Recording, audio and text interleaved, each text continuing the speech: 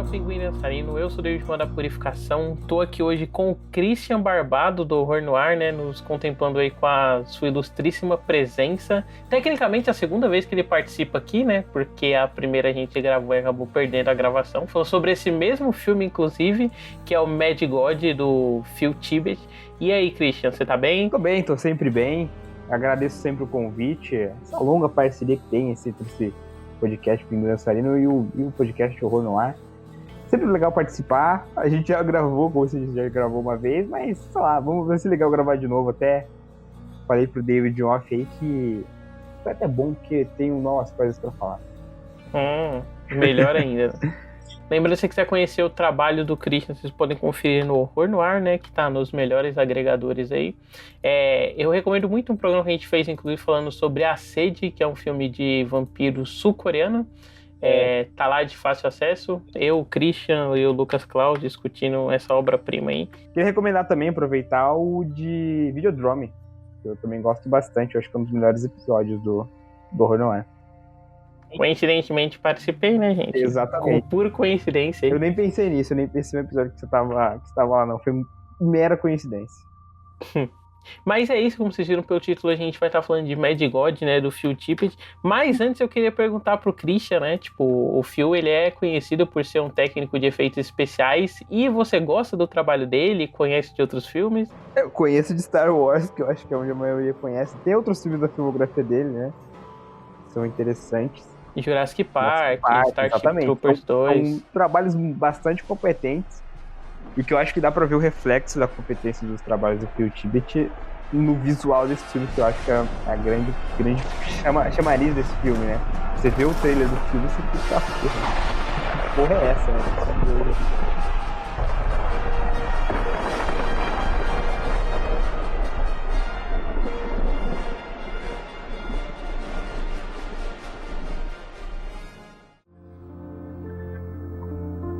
E aí, Christian, aproveitando, qual que é a sinopse do filme que a gente vai falar? É que é meio difícil falar da sinopse do filme, mas assim, a gente vê um astronauta descendo de uma nave em um planeta desconhecido.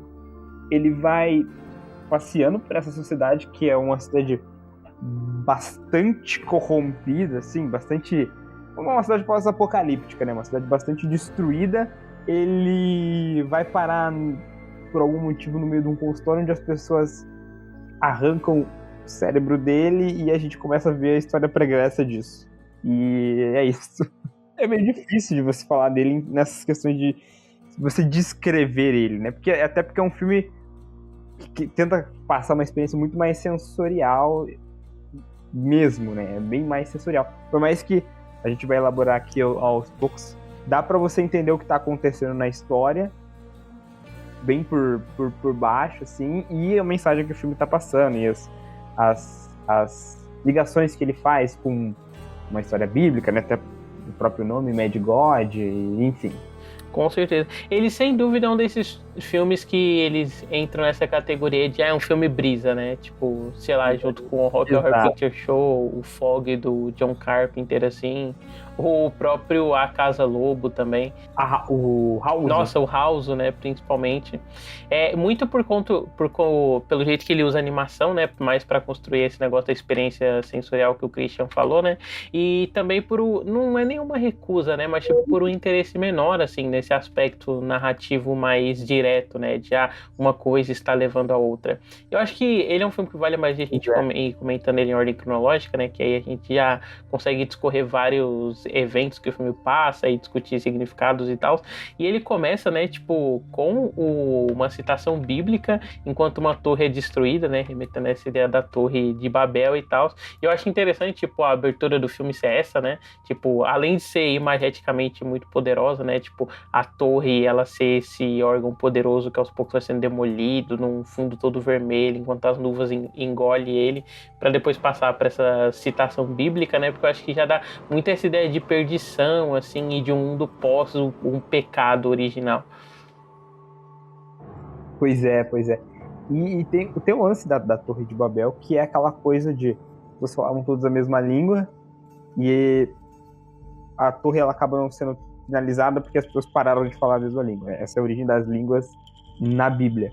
E eu acho que o que o filme vai te assim, premeditar no começo da corrosão dessa sociedade, que é a falta de diálogo, vamos dizer assim. Tanto que é um filme que não tem diálogo, né? Sim. Pensar, é um filme que tem diálogo praticamente, né? Então já começa aí esse lance do filme. E ele é um filme que ele passou por um histórico complicado de produção, né? Tipo, o Phil Tippett, ele começou a fazer ele nos anos 80 e tal, mas depois que ele trabalhou com o Steven Spielberg fazendo o Jurassic Park, ele percebeu que o futuro do cinema e das técnicas, né, de produção seriam ir pro CGI, ele abandonou e tal, e aí, tipo, ele voltou aí com o filme através de uma produção de Kickstarter, e aí, tipo, um ano antes dele lançar, ele teve um colapso mental, né? Então, é um filme que teve esses acasos, assim, de produção.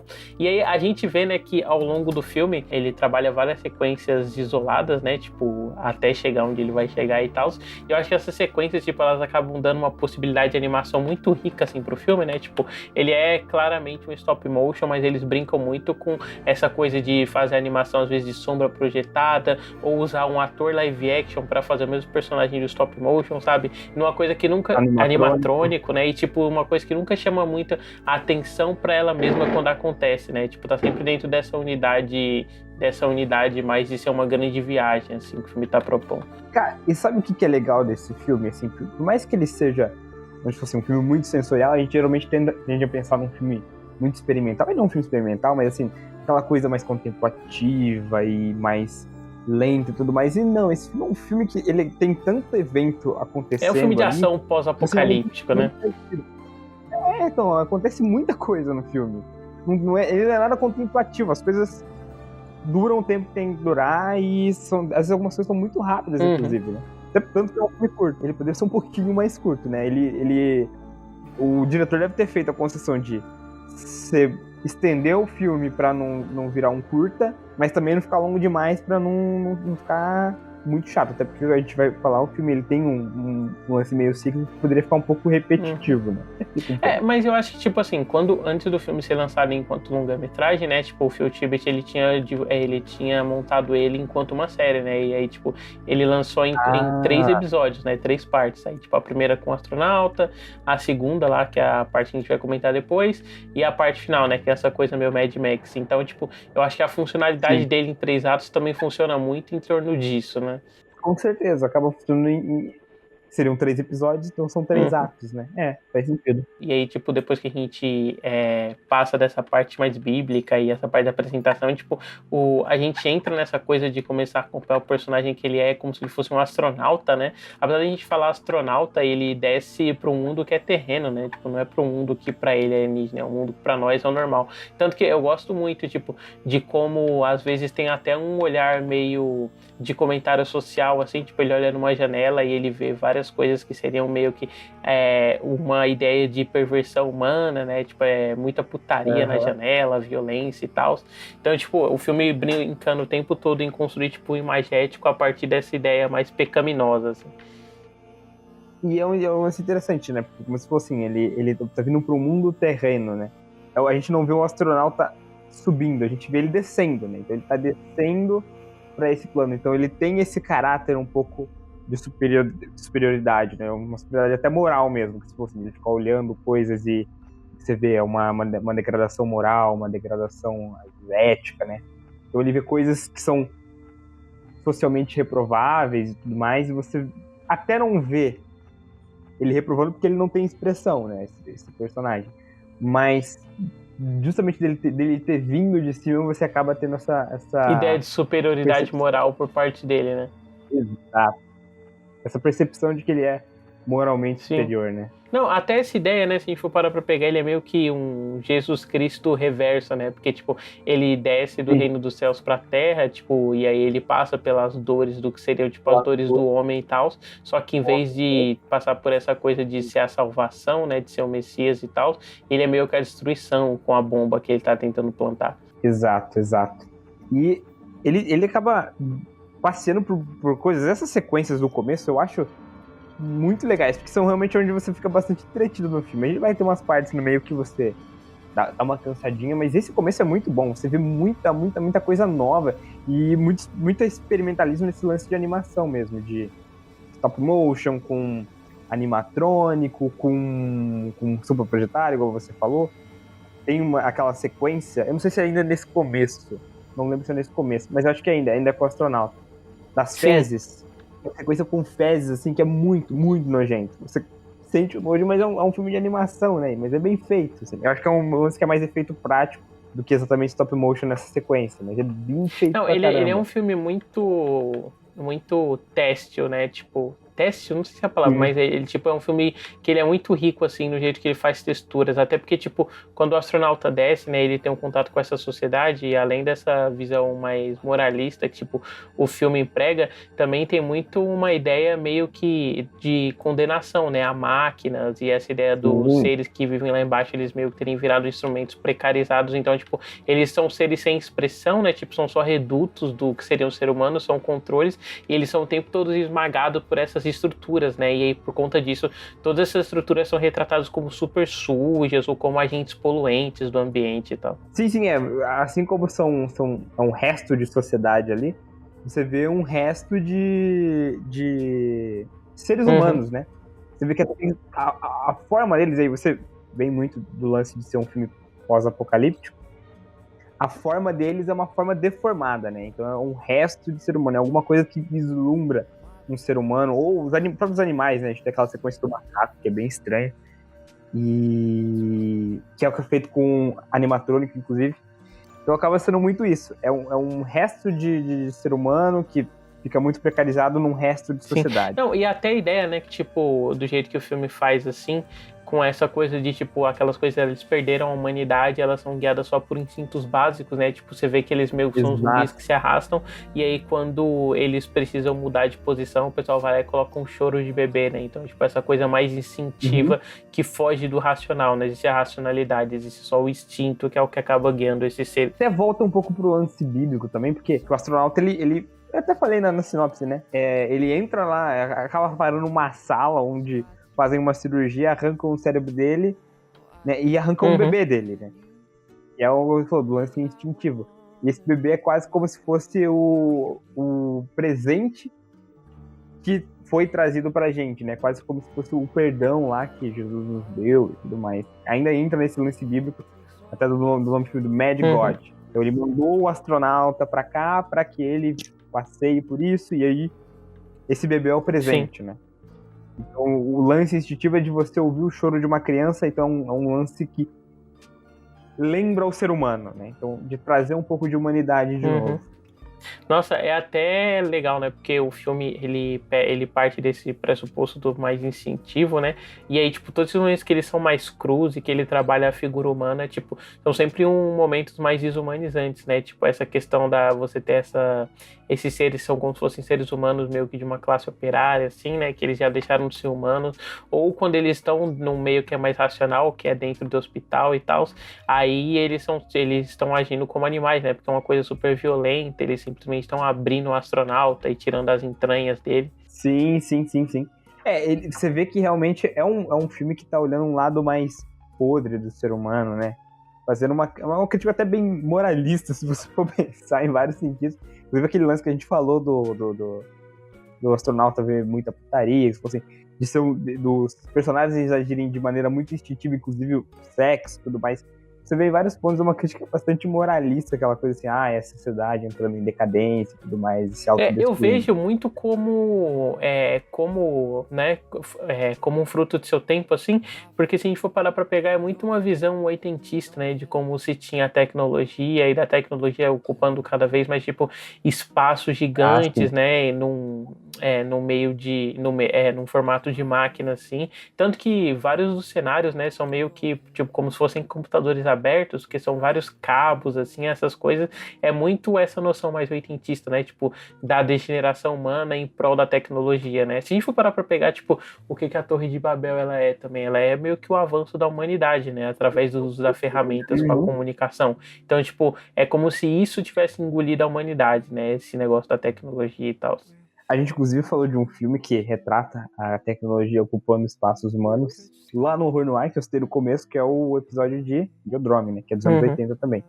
E aí ele faz o Videodrome, ainda tem a reviravolta lá no final. Mas é louco pensar, porque você falou ele tem uma visão muito autentista, que tem um conceito que é aquela coisa assim, o futuro do passado, sabe? O retrofuturismo. Que é você imaginar Isso, retrofuturismo. Que é você imaginar o futuro com a cabeça do passado. Até, falando de Cronenberg, no último filme do Cronenberg, o Crimes of the Future, ele tem um lance de retrofuturismo, até porque o filme foi escrito na década de 90, né? Então você vê umas televisões antigas, uma maneira oitentista de você pensar o futuro. Esse filme acaba tendo muito disso, até porque ele foi feito na década de 80, né? Boa parte Eu acho dele. que nesse filme é mais tipo, um pouco de uma mescla anacrônica de vários elementos, né? Porque até quando eles estão na parte da superfície, né? Porque depois eles descem mais pra uma camadinha que é mais social, você meio que mistura diferentes ideias de arquitetura, né? Você tem essa coisa que ela é como se fosse mais... eu não vou saber, tipo, o termo de arquitetura correta, mas ela é essa coisa mais de grandes monumentos, né? Que, tipo, lembra uma coisa mais babilônica e tal, ao mesmo tempo que é super poluído com tecnologia, né? Então, tipo, acho que tem esse contraste de elementos e tempos que não se conversam assim, ao mesmo tempo que, tipo assim, quando a tecnologia é apresentada, ela tá sempre desgastada, né? Então, tipo, esses elementos arquitetônicos, eles também estão lá para voltar para essa coisa do velho, sabe? Do desgaste, assim. Bem interessante. Eu acho que é legal, assim, você vê como o filme ainda conseguiu criar uma unidade dentro disso, né?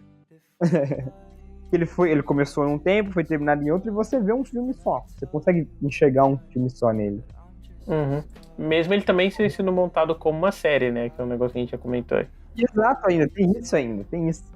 Você não sente um clima de episódio primeiro. Quer dizer, dá pra ver você pensar na onde termina um e começa outro ali, né? Não, eu acho que ele é bem direto até nesse sentido, porque, tipo, o astronauta ele é capturado, né, tipo, depois do primeiro trecho e tal, e aí começa, tipo, todo um novo trecho com um ser que a gente imagina ser um mago, né, e, tipo, ele faz a criação do astronauta e manda de novo pra Terra, né? Então, tipo, essa ideia de um ciclo que recomeçou, só que aí vai pra caminhos diferentes, né? Tipo, uma outra exploração de mundo. E essa segunda parte é o que falou assim, já entra nesse lance cíclico que eu até citei no começo do filme, dele mostrar as coisas acontecendo de novo de uma maneira diferente, né? A gente que está no futuro de quando esse filme começou, a gente consegue enxergar do que tem acontecido no mundo ultimamente, esse ciclo, né, de autodestruição da sociedade. Né? Então a gente está passando por coisas que já se passaram no passado, né, já se passou no passado. Se passou no passado é muito bom, né? Mas que a sociedade já viveu anteriormente e a gente está repetindo muitas coisas, só que de uma maneira muito diferente. São outros nomes, algumas coisas mudam, mas a essência é mais ou menos a mesma, né? É que não dá pra falar de história cíclica, que eu sei que é um termo bem criticado por historiadores, mas seria mais ou menos essa a ideia, Sim. né? Ah, não, mas em narrativa eu acho que, tipo, aí é o oposto, né? Porque aí é um termo muito aceito dentro de propostas narrativas, né? Tipo, essa ideia da ciclicidade de várias coisas e tal. Na ficção faz sentido, quer dizer, no documentário também, mas enfim. É porque vamos entrar na discussão teórica se documentário é ficção. Até porque a gente sabe que é, né? Não, ficção não, mas é narrativa, no fim das contas. Como diria o Orson Welles, é tudo mentira. Ele fala isso foi um churrasco, eu tava do churrasco. Que mandou no zap, né? Tudo mentira. Quando tava bêbado. Logo, eu tava sendo super sincero. E essa segunda parte, né, que a gente comentou que o filme entra, é legal porque ela, enquanto a primeira, né, tem mais essa parte da exploração do choque, é muito esse contraste de um cenário escuro, né, e tipo, dessas máquinas sendo cobrindo meio que o céu, assim. A segunda é uma coisa mais Mad Max, né, então essa coisa mais desértica, assim, e de uma exploração mais arenosa por parte do astronauta, né. E eu acho que, tipo, até a construção de signos que aparecem depois nessa mesma parte, né? Tipo, o bezerro, as estátuas, vai muito para essa coisa mais Mad Maxiana, no sentido, tipo, de que em Mad Max constantemente tinha essa coisa, né? Da busca pelo Messias e por uma nova religião. Então, tipo, o filme acaba entrando muito nessa seara, assim. É bem legal. É que, assim, eu acho a primeira parte até mais interessante, porque ela é muito mais chocante. Você acaba mergulhando nela muito fácil. Eu acho que você vê muita coisa nova. Aí, como você disse, a segunda parte, ela lembra muito, não lembra muito, mas ela tem conceitos que você já viu anteriormente em outros filmes. Não que a primeira não tenha, mas visualmente, esteticamente, essa segunda parte, ela traz conceitos que a gente já viu anteriormente. Não que isso seja ruim, eu acho muito bem feito. Mas se você disse, é uma coisa muito mais arenosa, de você ver esses conceitos de a busca pelo Messias, né, que vai ser um redentor e tudo mais. É bem interessante, é bem legal mesmo, mas como eu disse, eu achei ainda a primeira parte um pouco mais interessante que essa. Mas já traz o elemento cíclico do filme, que eu acho que é uma das coisas mais Sim, interessantes. e eu acho que, assim, na primeira parte, né, vale ressaltar que o Phil Tippett, ele trabalhou em Robocop, né, e eu sinto que, tipo, ela tem muito mais a ver com esse trabalho dele em Robocop, enquanto a segunda, tipo, ela tem muito mais a ver com algumas convenções de gênero que se tinha na época, né, essa própria referência meio Mad Maxiana que a gente tá comentando vem muito disso, né. Sim, sim, sim. A começo de filme pós-apocalíptico ali, você tinha mais ou menos essas convenções. Lembrou muito Mad Max 2, especialmente, né? O 2 e o 3, talvez o 3, né? Seja ali o mais oitentista, mesmo que o 2 tenha sido nos anos 80 também. O 3 é o mais oitentista, né? Então, até o lance do Messias, né? Lembra da coisa das criancinhas Na lá Cúpula do Trovão. Tem o Messias, né? Sim. Mas é isso, ele lembra muito essas convenções de gênero que se tinha na época mesmo. O filme ele entra na terceira parte e é legal, né? Que ele é um filme que, tipo, até aí, por mais que ele não tenha sido direto, né? Eu acho que, tipo, ele tava muito brincando com uma seara de elementos narrativos que a gente conhece. E a terceira parte entra mergulha de cabeça, né? Nessa questão mais experimental, assim. Tipo, tem a gente entra num laboratório, né? E aí no laboratório a gente acompanha meio que todo um processo de vida de fungos e tal. Então, tipo, o filme ele ganha uma camada mais colorida e mais onírica. É muito maluco, assim, de muito acompanhar. viajado essa terceira parte, principalmente esse lance do laboratório. Realmente é bem viajadão mesmo. Ele muda até coisa assim, tipo assim, a montagem, né? Você vai ver a montagem ficando malucona e tipo, o lance das cores ficarem muito vibrantes e tudo mais. E eu acho que, tipo, isso traz uma quebra pro filme que pra mim é muito bem-vinda, né? Porque sair dessa coisa mais ciclo, suja né? e poluída pra, tipo, entrar nessa...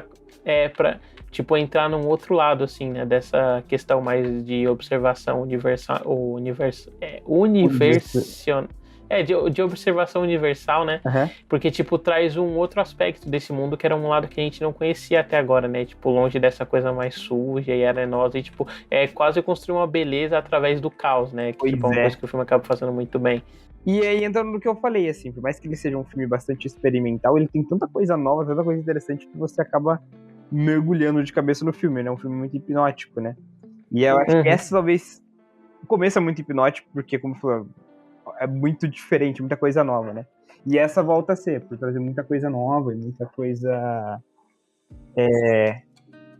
interessante. Então ele é um filme experimental que tem tanta informação jogada na sua cara que você realmente mergulha dentro do filme, né? E é legal, né, tipo, que a gente tá comentando o tempo todo a nossa relação enquanto observador do filme e tal, e o quanto, tipo, o filme, ele nos coloca nesse lugar, mas dentro do filme ele mesmo cria os próprios observadores, né, porque essa relação fúngica que a gente tá falando tá sendo observada de fora, tem uma parte que uma das criaturas, ela tá usando um telescópio e através dela a gente vê uma explosão nuclear, né, então, tipo, essa ideia, tipo, da observação, o filme absorve pra ele mesmo também. Você tem o lance da observação já vem desde o começo, né? O astronauta vendo uma nova sociedade. A gente tem também aquele lance dessa criatura, esse meio mago, meio criador, que fica observando as coisas também. Você vê lá, tem uma explosão nuclear e tudo mais. E é legal, né, tipo, o quanto isso vai trazendo, tipo, novas camadas de interpretação pro filme, né, porque a partir do momento que a gente trouxe, né, tipo, essa coisa mais de uma leitura religiosa, pra onde que ele tá indo com essa coisa, tipo, da bomba nuclear, né? Tipo, é um grande comentário também sobre, tipo, a formação humana e como a gente constantemente fica repetindo as coisas, né, porque isso é uma recorrente, né, tipo, do filme, essa questão da violência que explode, né, e aí vai pro literal, né, literalmente a explosão nuclear. Que também é uma coisa muito da época, né? Desse medo nuclear, da Guerra Fria e tudo mais. E entra no lance que a gente tinha falado do lance da autodestruição humana, né? E esse filme trata como inevitável. Ele fala assim, não, vai haver uma destruição, o ser humano vai se autodestruir, e dessa autodestruição vai haver uma nova sociedade, né? Uma nova sociedade vai surgir das ruínas dessa sociedade que será destruída. Sim, e aí, tipo, tanto que na terceira parte, depois meio que a gente vê praticamente, tipo, toda a reconstrução do universo, né? Tipo, a gente passa por um Uhum. processo, tipo, de formação social, né? Ela, tipo, o mundo, ele explode, ele se forma de novo, e aí, tipo, essa sociedade, ela seguia, até chegar no mesmo ponto, né? Até quando a bomba, tipo, explode mais uma vez, né? Essa questão de, tipo, da explosão que é a criação, né? Dando essa coisa do Big Bang, essa coisa do Big Bang, e essa ideia mais cíclica de que aquela violência, tipo, ela emana e a gente nasce e surge a partir de um ato violento, né? Que é a explosão.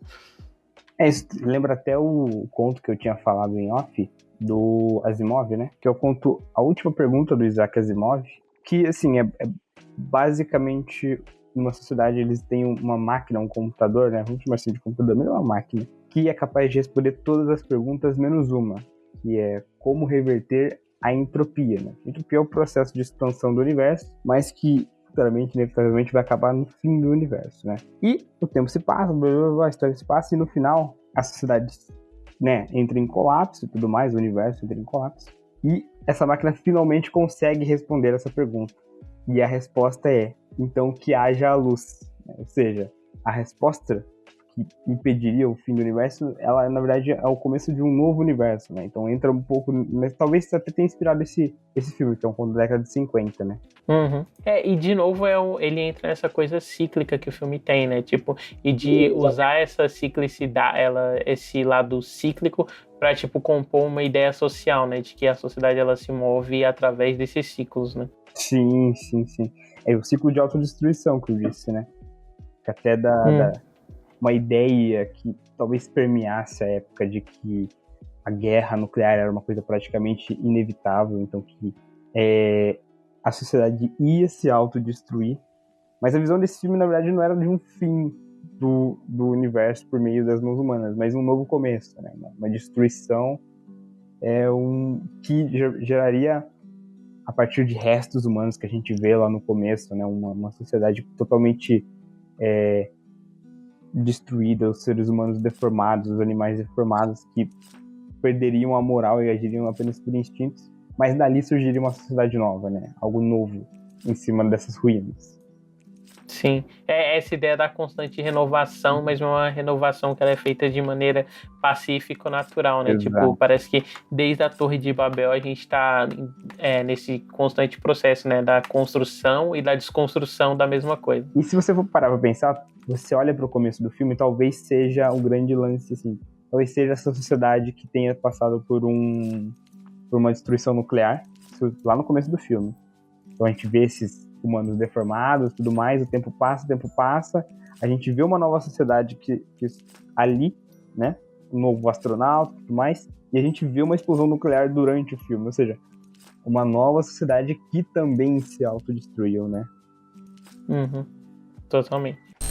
Então, Christian, né, já que já estamos aqui, quais seriam suas notas e sua nota e consideração final para Medgod? Cara, eu achei muito interessante. Uma coisa que você tinha falado no outro episódio, que eu acho que é interessante de se atentar, é que ele é um filme do Shutter, né? Que é a Darkflix dos Estados Unidos aí, pra galera que não conhece. E ele tem esse lance de ser extremamente provocativo, mas acaba tendo muito a cara dos filmes da Shutter. Ele ser muito provocativo, muito intenso, mas eu acho que ele tem um diferencial entre os filmes da Shutter que eu já vi, é que ele realmente é extremamente criativo. Quer dizer, outros filmes da Shutter também são, mas esse, ele tem aquele cara diferente no sentido de explorar ao máximo todo o potencial que uma animação tem, no sentido de explorar várias técnicas, de explorar o poder sensorial. Esse tem uma trilha sonora muito interessante, eu gosto muito da trilha sonora do filme. Ela é muito simples e ela ressalta ainda mais esse elemento cíclico do filme. A montagem, eu acho que ela é precisa em vários momentos, assim, ela deixa o filme bastante ágil. Em alguns momentos, eu acho que até na segunda parte, eu acho que ela se estende um pouco. Talvez até, se a gente pensasse no formato de série, não cansaria tanto essa segunda parte. Mas como um filme, ela dá realmente uma cansadinha aí no meio. Mas é um filme muito interessante. Eu acho que é um filme que certamente vale a pena ver. É um daqueles filmes que demorou 20 anos para ser feito, e eu acho que é o caso de um filme que realmente vale a pena. Eu daria... Você dá em Pinguins ou você dá em Estrelas mesmo? 2 estrelas. Mas pode dar em pinguins, né? Por que não? Eu dou 4 pinguins. Não, então vou num caminho contrário, porque apesar de eu gostar da parte da animação do filme, né, me agrada bastante, tipo, essa questão de como ele constrói, né, através de texturas de diferentes mundos, os comentários dele, tipo, ele é um filme que, ele, no geral, eu tava muito aquele observador, tipo, entendi, assim. Eu acho que os filmes do Shudder, no geral, eles têm muito um aspecto de serem valorizados por algum elemento, tipo, de choque, né, tipo, eles são muito os filmes do choque velho, ou é o filme polêmico, né, de alguma coisa. Esse eu acho que ele escapa disso, né? Ele tem mais esse status de, é o filme que levou 30 anos pra ficar pronto e tal. Apesar que não foi bem, tipo, 30 anos trabalhando direto nele, né? É bom pontuar esse tipo de o coisa. Avatar, né? Que o nome dele, o James Cameron levou 20 anos pra fazer, mas ele, tipo assim, escrevia um dia na semana, ele voltava pro filme, deixava parado. Ou dando um exemplo mais merda aí, né? O Homem-Formiga do Edgar Wright, né? Que foram 12 anos trabalhando. E aí, tipo, ele só trabalhava de vez em quando e tal, fazendo as coisas e nunca foi pra frente. Né? Não foi nele, não. Pra você ver a tristeza que não é, né? Mas eu acho ele um filme legal, assim. Eu acho que dentro dessa proposta dele, né? De, tipo, ser esse filme com aspectos surrealistas de animação, que usa diferentes técnicas, eu gosto bem mais do A Casa Lobo. Eu acho que o A Casa Lobo, ele consegue construir, tipo, não só, tipo, essa dimensão da experiência estética de uma maneira que ela funciona melhor, né? Tipo, dentro de uma unidade, ela não cansa igual, tipo, o Mad God. Mas eu também acho que ela consegue criar um grande laço emocional, assim, enquanto você tá vendo, sabe? Que é uma coisa que eu acho que eu sinto que falta, né? Um pouco no Mad God. Falta, você realmente não tem um vínculo emocional com grandes personagens. Talvez o começo ali, com o primeiro astronauta. Uhum. A hora que ele morre, né? Que ele tem aquela cirurgia, é um choque, dá um choque, né? Você fala, caralho. Mas eu não sei se é um vínculo emocional, eu acho que é mais um choque visual mesmo. Eu acho que é o choque mesmo. Ele me dá muito uma sensação meio que de jaqueta foda na vitrine, sabe? Que é aquele negócio que você vê através do vidro, mas você meio que nunca vai saber como é que é usar realmente, sabe? É mais tipo o apreço estético que você tem. Entendi. Mais ou menos isso mesmo. Então é isso, pra ele é 3 pinguins e meio dançarino. Tá bom, mas tá, justo. Então é isso, lembrando que você pode nos seguir nas redes sociais, né? Tipo, o Instagram é pinguim.dançarino, nome no Twitter impronunciável, vocês podem pesquisar lá. E o Horror no Ar, onde a gente encontra, Christian? É horror.no.ar no Instagram, e eu acho que nas outras redes sociais é mais ou menos isso também, Horror no Ar. Se vocês procurarem, acham. Eu sou Christian Barbado, se quiserem me procurar pessoalmente, Christian com Y, de Barbado normal. E é isso. Beleza. Então é isso, até semana que vem com o próximo episódio. Boa!